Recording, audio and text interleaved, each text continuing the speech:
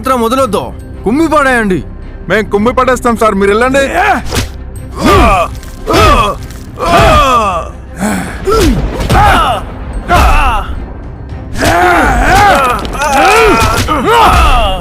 ఈ గవర్నర్ గారికి వినతి పత్రం అందజేద్దాం. నేరగాళ్ళు పరిపాలిస్తుంటే అందరూ నేరగాళ్లే అవుతారు. అందువల్ల నేరగాళ్ళను తొలగించాలి. నేరగాళ్ల బెయిల్ రద్దు చేయాలి. నేరగాళ్ళను కోర్టులో హాజరుపరచాలి.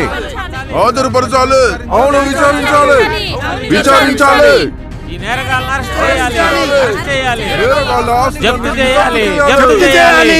ప్రజలకు సద్వినియోగం చేయాలి. ఎలక్షన్లను ఆధార్ నంబర్ల ద్వారా సక్రమంగా జరిపించాలి.